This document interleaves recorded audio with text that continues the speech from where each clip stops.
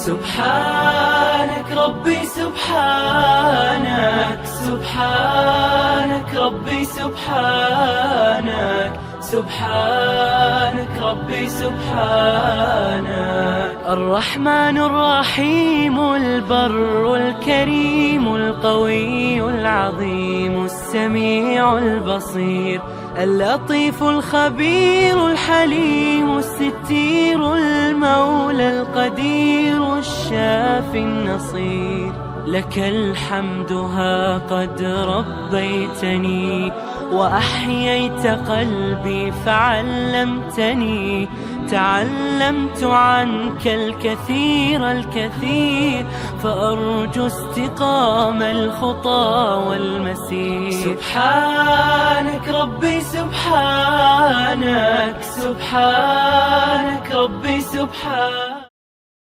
الحمد لله رب العالمين الصلاة والسلام على سيد الأنبياء والمرسلين أما بعد فأعوذ بالله من الشيطان الرجيم بسم الله الرحمن الرحيم رب اشرح لي صدري ويسر لي أمري واحلل عقدة من لساني يفقه قولي السلام علیکم ورحمۃ اللہ وبرکاتہ۔ انوار حبیب اکیڈمی کی جانب سے پیش کی جانے والی اس رمضان ٹرانسمیشن میں آج ہم معارف انوار القرآن میں سورہ لہب کا ترجمہ و تفسیر سیکھیں گے۔ سورہ لہب مکی صورت ہے اور اس میں کل 5 آیتیں ہیں۔ سورہ لہب کی تلاوت سے اس پروگرام کا آغاز کرتے ہیں۔ بسم اللہ الرحمن الرحیم تبت یدا ابی لہب وتب ما اغنى عنه ماله وما كسب سيصلى نارا ذات لهب وامرأته حمالة الحطب في جيدها حبل من مسد۔ سورہ لہب کا لفظی و با محاورہ ترجمہ۔ بسم اللہ الرحمن الرحیم، شروع کرتی ہوں اللہ کے نام سے جو بہت مہربان نہایت رحم کرنے والا ہے۔ تبت تباہ ہو جائے، ٹوٹ جائے، یدا دونوں ہاتھ، ابی لہب ابو لہب کے، وتب اور تباہ ہو گیا وہ۔ تبت یدا ابی لہب وتب، تباہ ہو جائیں ابو لہب کے دونوں ہاتھ اور وہ تباہ ہی ہو گیا۔ ما نہیں، اغنا کام آیا، عنہ اس کے، مالہ اس کا مال، وما اور جو، کسبا کمایا اس نے۔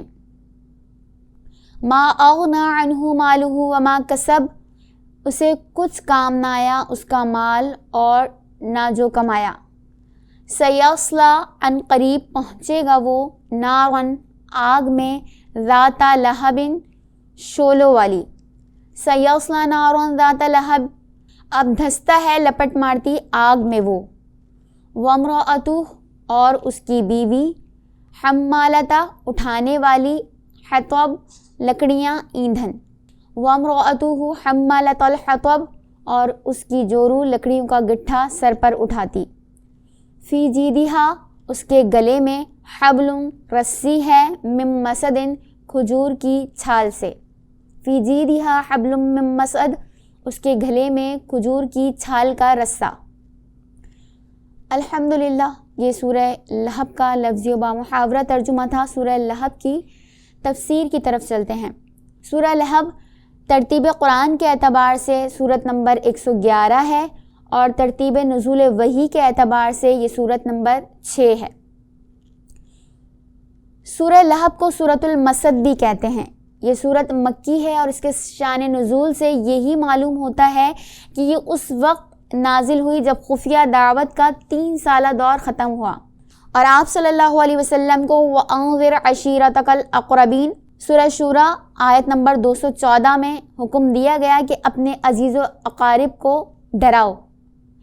ابن عباس رضی اللہ تعالیٰ عنہ سے مروی ہے کہ جب یہ آیت مبارکہ یعنی وَأَنذِرْ عَشِيرَتَكَ الْأَقْرَبِينَ نازل ہوئی تو نبی کریم صلی اللہ علیہ وسلم نے کوہ صفا پر چڑھ کر قریش کو آواز لگانی شروع کی، اے بنی فہر، اے بنی عدی، یہاں تک کہ سب اکٹھے ہو گئے، حتیٰ کہ اگر کوئی آدمی خود نہ جا سکتا تھا تو اپنا قاصد بھیج دیتا تھا کہ دیکھے کیا معاملہ ہے۔ غرض قریش آ گئے، ابو لہب بھی آ گیا۔ اس کے بعد آپ صلی اللہ علیہ وسلم نے فرمایا، تم لوگ یہ بتاؤ، اگر میں یہ خبر دوں کہ ادھر وادی میں شہسواروں کی ایک جماعت ہے جو تم پر چھاپا مارنا چاہتی ہے، تو تم کیا مجھے سچا مانو گے؟ لوگوں نے کہا، ہاں، ہم نے آپ پر سچ ہی کا تجربہ کیا ہے۔ آپ صلی اللہ علیہ وسلم نے فرمایا، اچھا، تو میں تمہیں ایک سخت عذاب سے پہلے خبردار کرنے کے لیے بھیجا گیا ہوں۔ اس پر ابو لہب نے کہا کہ آپ معاذ اللہ ہلاک ہو جائیں، اور کیا آپ نے اس لیے ہمیں یہاں جمع فرمایا؟ اس پر تبت یدا ابی لہب سورت نازل ہوئی۔ ابو لہب سیدنا رسول اللہ صلی اللہ علیہ وسلم کے حقیقی چچا تھے۔ ابو لہب کا نام عبد العزیٰ بن عبد المطلب تھا اور اس کی کنیت ابو عقبہ تھی۔ اس کے چہرے کی خوبصورتی اور چمک دمک کی وجہ سے ابو لہب یعنی شعلے والا کہا جاتا تھا۔ چونکہ اخروی انجام بھی اس کا یہی ہونا تھا کہ جہنم کے شعلوں میں اسے ڈالا جائے گا، اس لیے دنیا میں ہی آگ کے شعلوں کے ساتھ اس کی نسبت ہو گئی۔ ابو لہب اور اس کی بیوی ام جمیل بنت حرب دونوں کا تذکرہ اس صورت میں ہوا ہے۔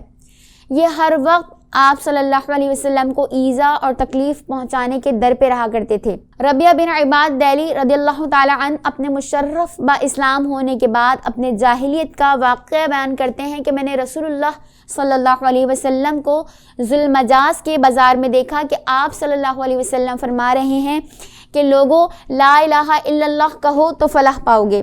لوگوں کا مجمع بھی آپ کے پاس لگا ہوا تھا۔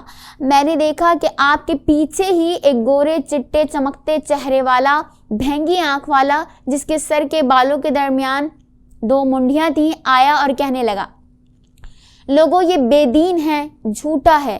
غرض آپ صلی اللہ علیہ وسلم لوگوں کے مجمع میں جا کر اللہ کی توحید کی دعوت دیتے تھے اور یہ شخص پیچھے پیچھے یہ کہتا ہوا چلا جا رہا تھا۔ میں نے لوگوں سے پوچھا، یہ کون ہے؟ لوگوں نے کہا، یہ آپ صلی اللہ علیہ وسلم کا چچا ابو لہب ہے۔ ابو لہب کی بیوی ام جمیل، جس کا نام عروہ تھا، حرب بن امیہ کی بیٹی اور ابو سفیان کی بہن تھی۔ اپنے خاوند کے کفر و عناد اور سرکشی و دشمنی میں اس کے ساتھ ساتھ تھی، اسی لیے قیامت کے دن عذابوں میں بھی اس کے ساتھ ہوگی۔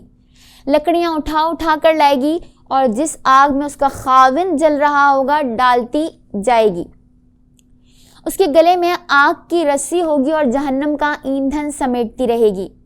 ابن عباس رضی اللہ تعالیٰ عنہ سے مروی ہے کہ وہ جنگل سے خاردار لکڑیاں چن لاتی تھی اور سیدنا رسول اللہ صلی اللہ علیہ وسلم کی راہ میں بچھا دیا کرتی تھی۔ سعید ابن مسیب رضی اللہ تعالیٰ عنہ فرماتے ہیں کہ اس کے پاس ایک نفیس ہار تھا، کہتی تھی میں اسے فروخت کر کے محمد صلی اللہ علیہ وسلم کی مخالفت میں خرچ کروں گی۔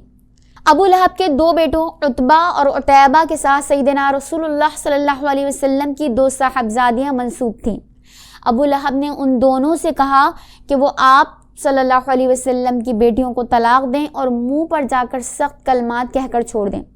چنانچہ عتبہ نے آ کر سیدنا رسول اللہ صلی اللہ علیہ وسلم کے روئے مبارک پر تھوکا اور برے الفاظ سے طلاق دی، معاذ اللہ۔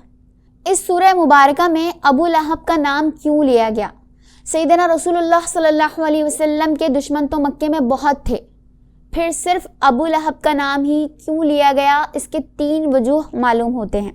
اول یہ کہ عرب میں حمایت اعانت کی بنیاد قبائلی حمایت تھی، یعنی اصول یہ تھا کہ انصر اخاک غالبا او مظلوما، یعنی ہر صورت میں مدد کی جائے اپنے بھائی کی، چاہے وہ ظالم ہو یا مظلوم ہو، ہر صورت میں اپنے قبائلی بھائی کی مدد کی جائے۔ اس لیے جب کسی شخص کو مدد کی ضرورت پڑتی تو اپنے قبیلے کے لوگوں کو پکارتا اور پورا قبیلہ اس کی حمایت میں کھڑا ہوتا۔ اس اصول کا تقاضا تو یہ تھا کہ سیدنا رسول اللہ صلی اللہ علیہ وسلم پر مشرکین مکہ نے مظالم ڈھاننے شروع کیے تو ابو لہب ابو طالب رضی اللہ تعالیٰ عنہ کی طرح آپ کی حمایت میں کھڑا ہو جاتا، مگر ابو لہب نے عرب کی اس قدیم روایت کو توڑا اور آپ کی مخالفت کی۔ دوسری وجہ، سیدنا رسول اللہ صلی اللہ علیہ وسلم کے والد جناب عبداللہ رضی اللہ تعالیٰ عنہ آپ کی ولادت باسعادت سے پہلے ہی اس دنیا سے رخصت ہو چکے تھے۔ اس لیے صلہ رحمی کے طور پر اور عرب روایات کے مطابق چچا ہی یتیم بھتیجے کی کفالت اور نگہداشت کی ذمہ داری اٹھاتے تھے، مگر یہاں حالت یہ تھی کہ چچا ہی اپنے داعی حق بھتیجے کا بدترین دشمن تھا اور ہمیشہ آپ کو ایذا اور تکلیف پہنچانے کے در پر رہتا تھا۔ ابو لہب کی بدبختی کا اندازہ اس بات سے بھی لگایا جا سکتا ہے کہ قریش نے بنو ہاشم اور بنو مطلب کا سماجی مقاطعہ کیا اور ان کو شعب ابی طالب نے محصور ہونا پڑا۔ ان میں بہت سارے ایسے لوگ بھی محصور ہوئے جو ابھی تک ایمان نہیں لائے تھے، مگر عرب روایات اور قبائلی حمایت کے اصول پر شعب ابی طالب میں سیدنا رسول اللہ صلی اللہ علیہ وسلم کے ساتھ محصور ہوئے۔ اس موقع پر بھی ابو لہب نے اپنے خاندان اور قبیلے کا ساتھ نہیں دیا۔ پورا خاندان بھوک اور پیاس کی وجہ سے تڑپ رہا تھا۔ یہ سیاہ قلب عیش و عشرت میں محو تھا۔ تیسری وجہ ابو لہب کے ذکر کرنے کی یہ ہے کہ ابو لہب آپ کی مخالفت میں خود تو پیش ہی تھا، اس کا سارا کنبہ بھی آپ صلی اللہ علیہ وسلم کی بدترین مخالفت اور دشمنی پر آمادہ تھا، یہاں تک کہ آپ صلی اللہ علیہ وسلم نے اس کے بیٹے عتیبہ کے لیے اللہ تعالیٰ سے دعا کی کہ اس پر اللہ تعالیٰ اپنے کتوں میں سے ایک کتا مسلط کر دے، اور اس کا انجام بالکل یہی ہوا۔ شام کے ایک سفر میں اس پر ایک شیر مسلط ہوا اور اس نے اس کی ایک ایک بوٹی نوچ ڈالی۔ ابو لہب کے پورے کنبے نے یہ زندگی کا مقصد بنا لیا تھا کہ ہر وقت ہر جگہ جیسے بھی موقع ملے آپ صلی اللہ علیہ وسلم کو ایذا اور تکلیف پہنچائیں گے۔ البتہ اس کے ایک فرزند عتبہ نے فتح مکہ کے بعد اسلام قبول کیا۔ سورۃ المسد میں انہی وجوہ پر ابو لہب کے ساتھ ساتھ اس کی بیوی ام جمیل کی بدخصلتی کا تذکرہ ہوا ہے، اور یہی وجہ ہے کہ پوری ایک سورہ مبارکہ قرآن کریم میں اس کی بدبختی پر ذکر کی گئی ہے۔ اس سورہ مبارکہ کی پہلی آیت تبت یدا ابی لہب وتب، یعنی ابو لہب کے دونوں ہاتھ ٹوٹ جائیں اور وہ ہلاک ہو۔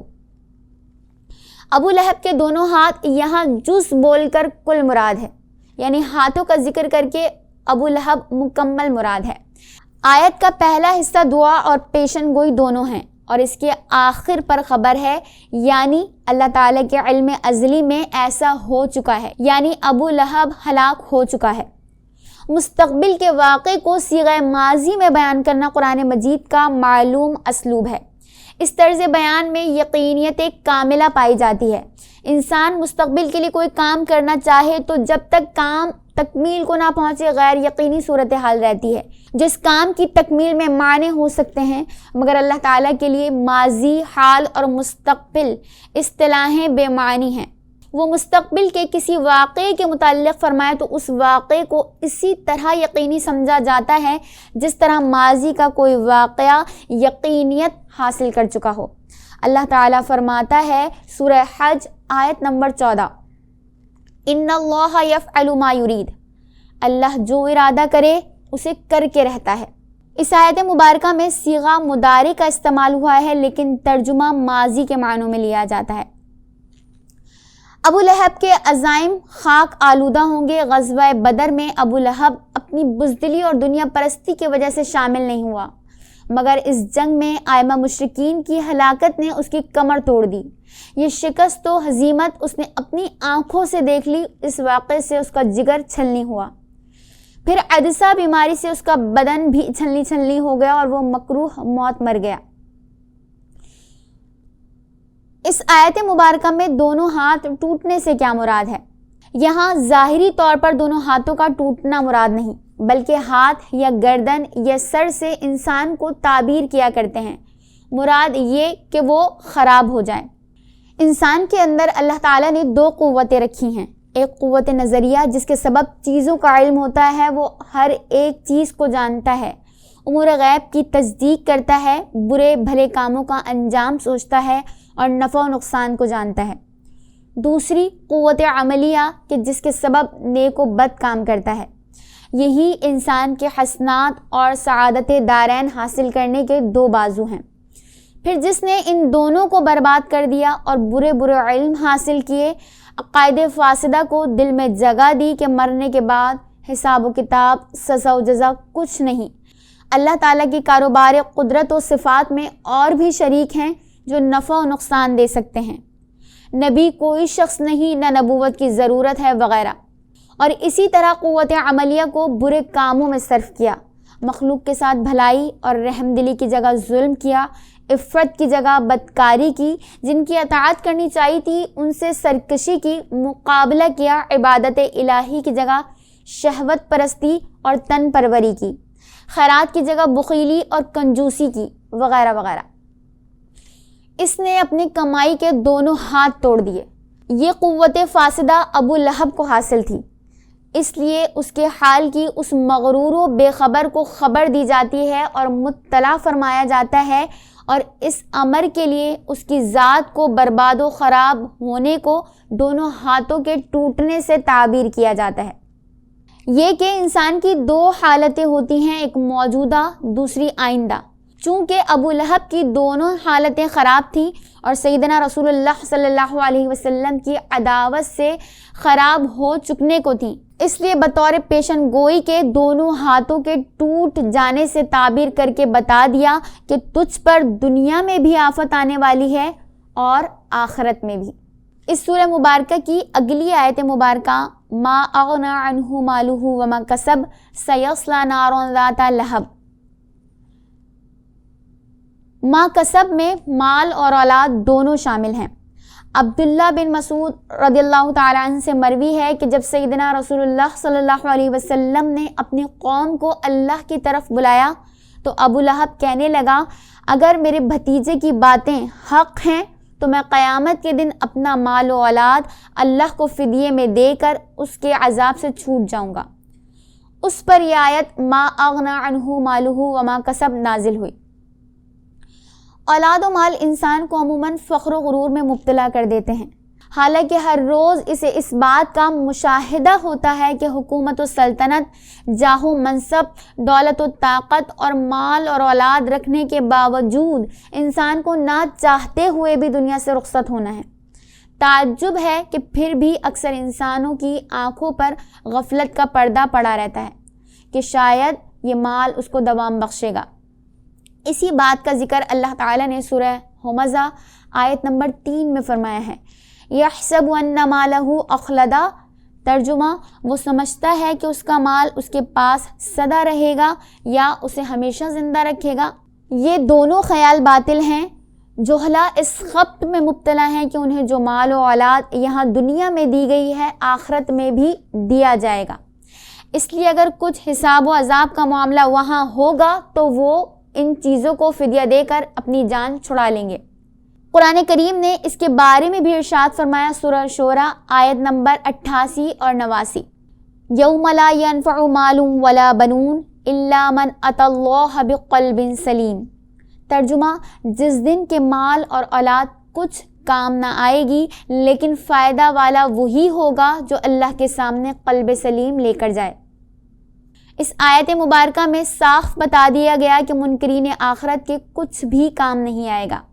ان دنیا پرست منکرین آخرت پر جزا و سزا کے دن اصل حقیقت کھل جائے گی کہ یہاں حسب و نسب، حکومت و سلطنت، جاہ و منصب، مال و دولت اور اولاد و احباب میں سے کوئی کسی کے کام نہیں آئے گا، اور ایمان و عمل صالح کے بغیر کوئی چیز انسان کے کام آنے والی نہیں ہے۔ سورہ عبس میں اللہ تعالیٰ نے اسی بات کا ذکر فرمایا ہے، آیت نمبر 33 تا 37، فَإِذَا جَاءَتِ الصَّاخَّةُ يَوْمَ يَفِرُّ الْمَرْءُ مِنْ أَخِيهِ وَأُمِّهِ وَأَبِيهِ وَصَاحِبَتِهِ وَبَنِيهِ لِكُلِّ امْرِئٍ مِّنْهُمْ يَوْمَئِذٍ شَأْنٌ يُغْنِيهِ۔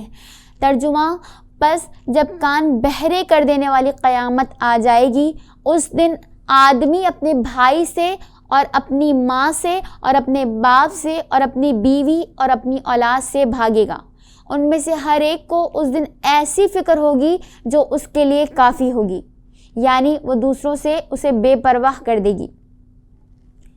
یقیناً اس وقت بہت دیر ہو گئی ہوگی جب ان کو اپنے کیے پر ندامت ہوگی. ان پر یہ حقیقت کھل جائے گی کہ اس دفتر میں متاع ایمان و عمل صالح کے بغیر ہر چیز بے وقت ہے.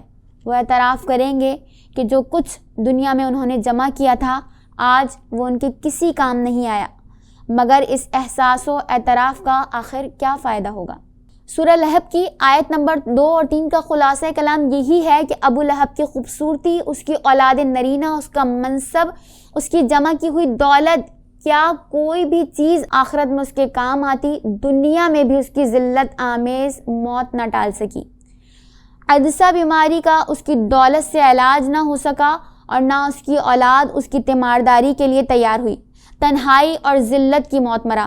حبشی مزدوروں نے گڑھے میں پھینک کر اوپر سے مٹی اور پتھر ڈال کر اس کی ہلاکت کا سامان مکمل کر دیا.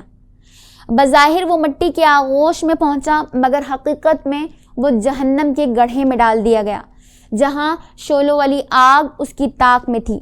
اس طرح اللہ تعالیٰ کی بتائی خبر ابو لہب کے متعلق پوری ہوئی. دنیا میں ذلت و بے عزتی کی موت مرا اور شعلوں دینے والی آگ میں ہمیشہ کے لیے داخل ہو گیا. اس سورہ مبارکہ کی آخری آیتیں وَامْرَأَتُهُ حَمَّالَةَ الْحَطَبِ فِي جِيدِهَا حَبْلٌ مِّن مَّسَدٍ. ابو لہب کی بیوی اروا جمیل کفر و عناد اور سرکشی و دشمنی میں اپنے خاوند کے ساتھ تھی، اسی لیے قیامت کے دن عذابوں میں بھی اس کے ساتھ گرفتار ہوگی. لکڑیاں اٹھا کر لائے گی اور جس آگ میں اس کا خاوند جل رہا ہوگا ڈالتی جائے گی. اس کی گردن میں آگ کی رسی ہوگی، جہنم کا ایندھن سمیٹتی رہے گی.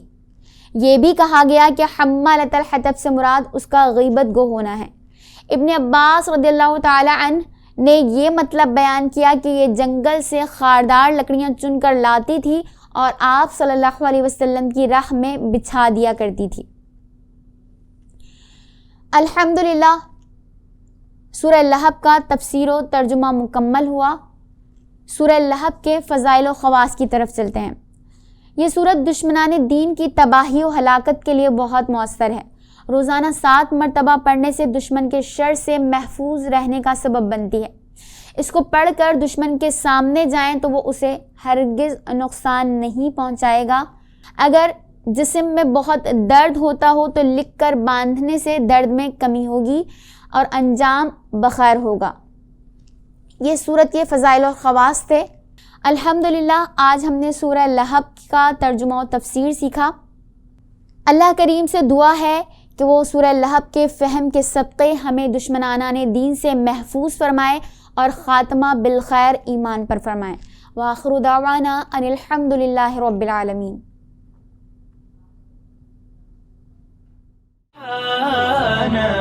سبحانك ربي سبحانك سبحانك ربي سبحانك سبحانك ربي سبحانك سبحانك ربي سبحانك